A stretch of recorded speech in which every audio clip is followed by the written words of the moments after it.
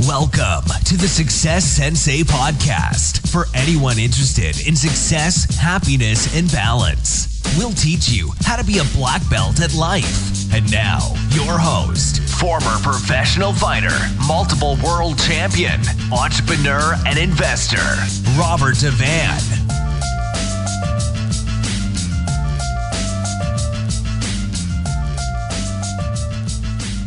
Bowing in. This is Roundhouse Rob, the Success Sensei, helping you to win at life one kick and punch at a time.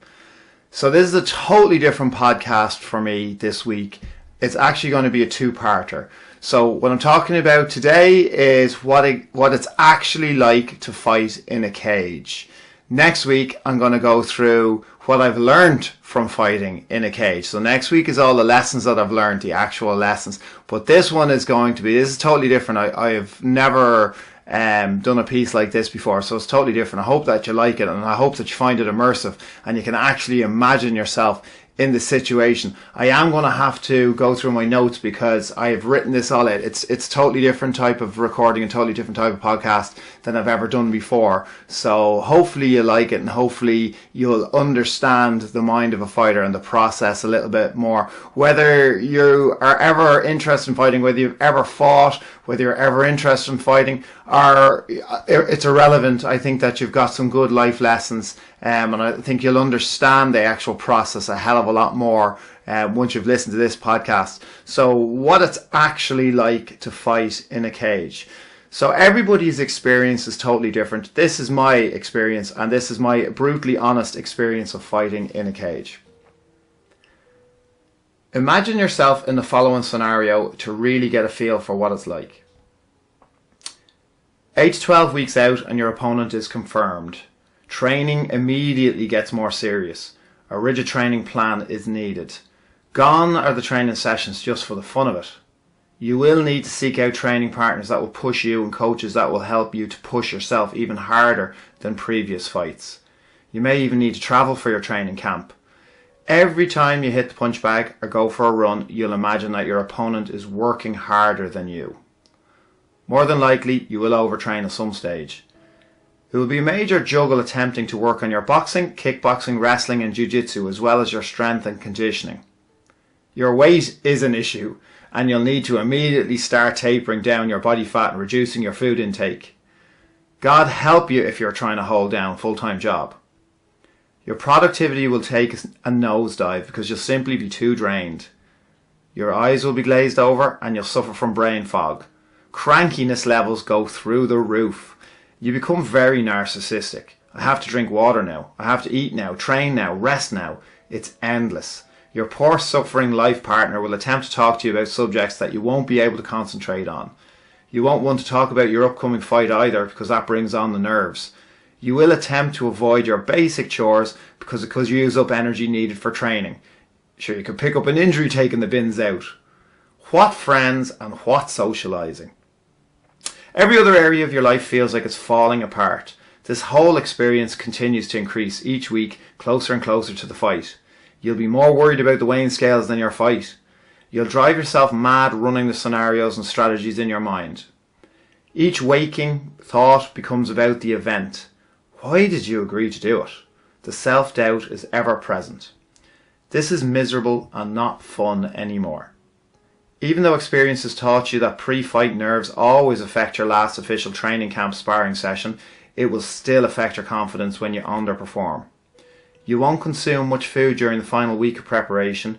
The final 48 hours will be spent fasting and shedding excess water through the use of a sauna and cardio exercise.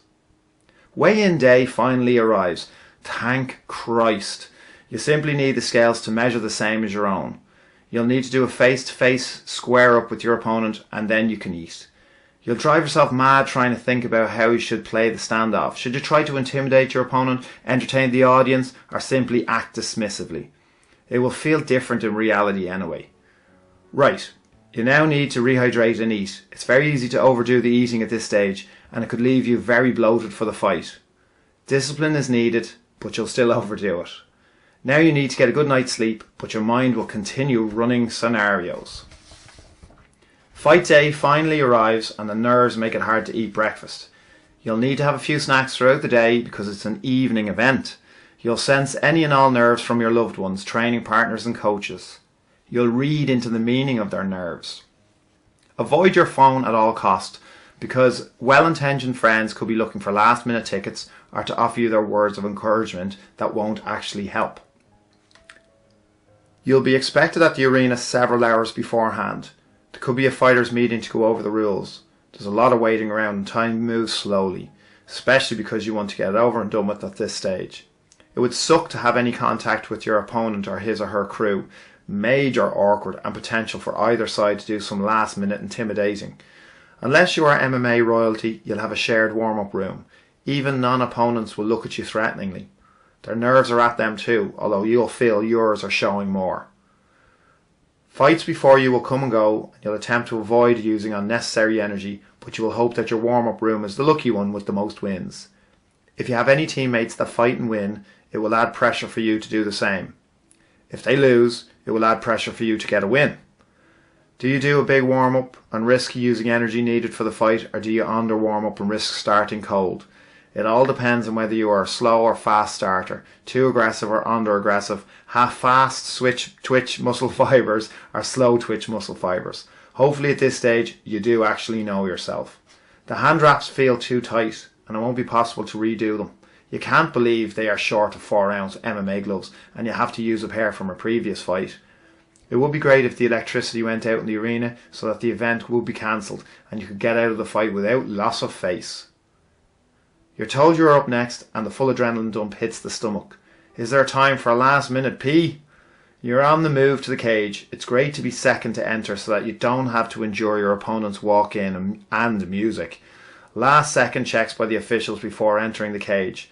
Of course you haven't forgotten your mouthpiece or your groin guard.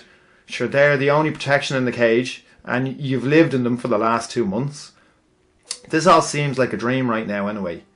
You will be floating only for the fact that you can't forget about the consequences. You give your 3-corner crew a hug as if to say goodbye and into the cage you go.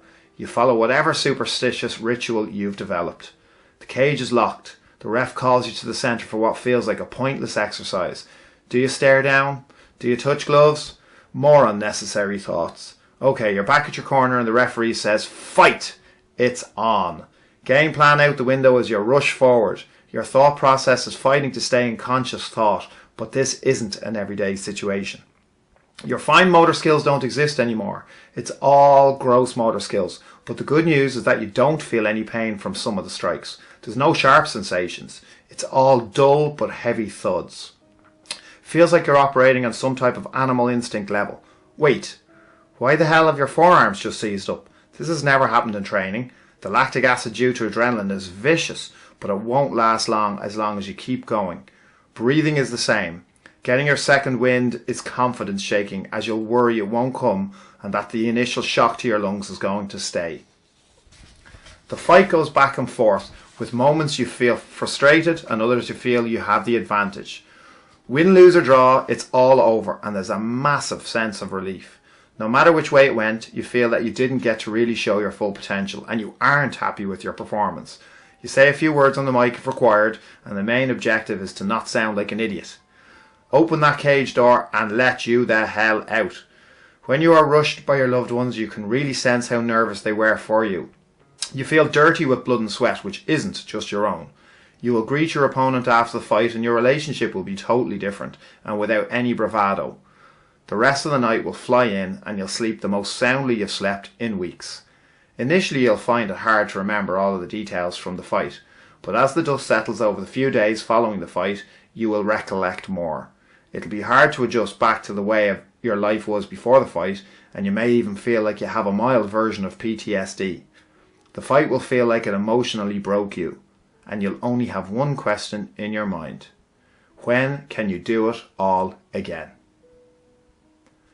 So there you go. Hopefully you can actually imagine the scenario. As I said, that's my experience. Everybody's experience is totally different. That's my honest experience of what it's actually like to fight in the cage.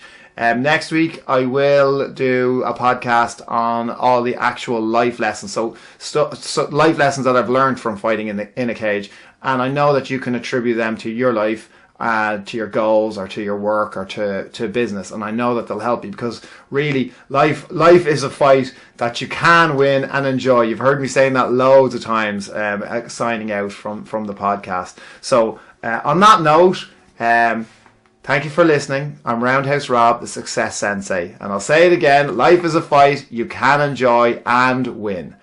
Bowing out. This has been the Success Sensei, fighting the winning fight. So add us, subscribe, like, and comment. Keep those hands up and keep moving forward.